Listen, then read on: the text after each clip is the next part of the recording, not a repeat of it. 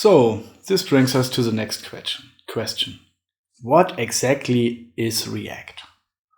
Let me bring you some of the historic points and use some overall general words about it before we will go deeper.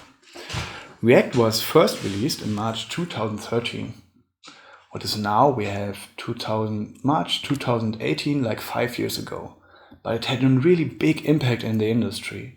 Many of the big companies and big players are using it because it's considered as super fast and a new way to make the web.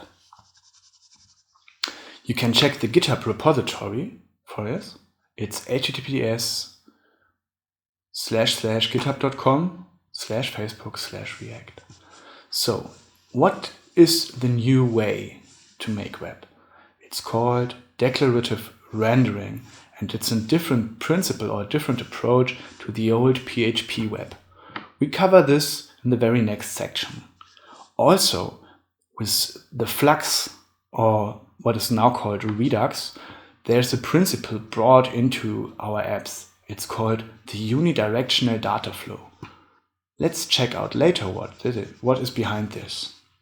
The output for the user is still HTML, but if you write it, you write JSX. And this is pretty different to the old HTML. It has some similarities, but also, well, it's like you would write HTML in JavaScript. But we cover this later. So, but now let's go back in time and see what has the old PHP, I call it the old web, the PHP web, what has it done for us? So, the old web, and I personally call it the imperative rendering web. We have here a traditional page lifecycle.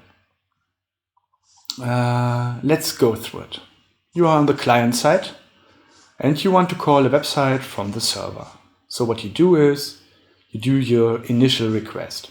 This is, for example, if you type something in the browser like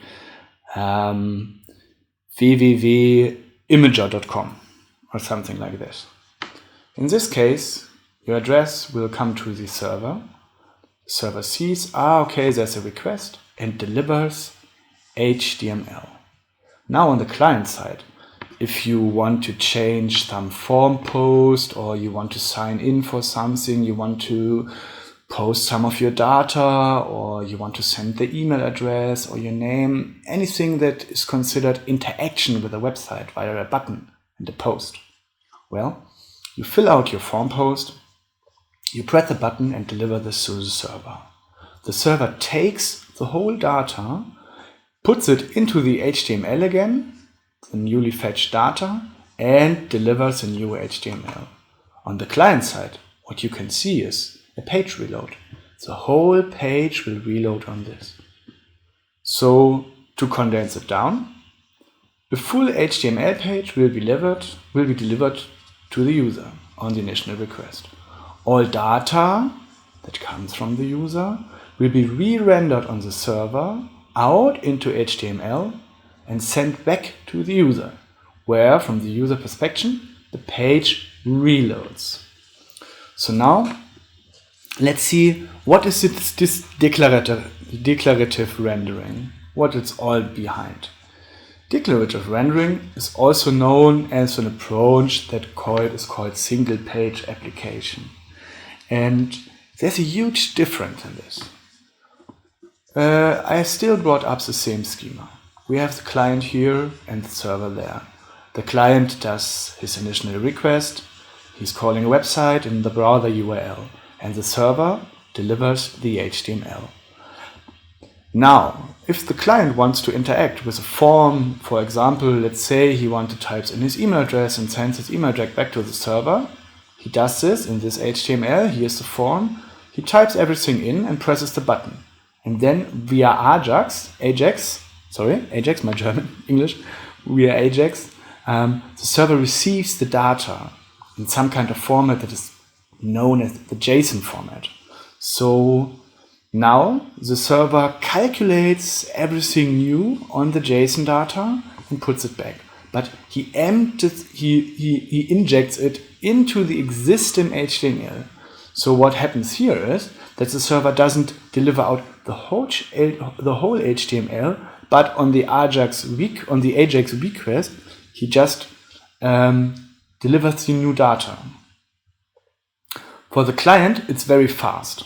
The user perception for this is very fast. You type in your email address and your email address is there. It's not about page rate.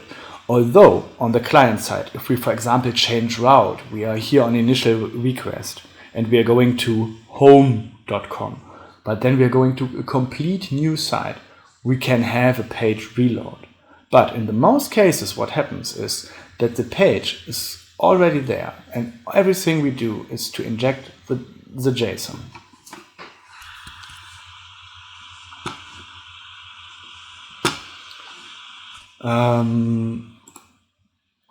So let's go to the next slide. The declarative web. There are many other concepts for this approach, and I want you to know them. I want you to have heard of them because they are also new. There is, for example, AngularJS. It's in variant major releases now. I think they started they finished AngularJS with 1.6 or 1.8, I'm not sure, released Angular 2, overjumped to Angular 4, and now they're Angular 5. The product owner behind this, or the inventor, is Google. Then we have this very new thing called Vue.js. It's from Evan You. Evan You was working at Google and he was working at the team that invented AngularJS, but he had some other ideas, so he wrote Vue.js. Also, for the older JS guys, you might have heard about Meteor.js or even Ember.js. So let's see. Go to the next slide. Here we have a little diagram. What is actually happening. And I call this diagram React on the client side because it is possible to render React on the server side, but this is not a topic of this course. If you're interested in this, you might read about server-side rendering.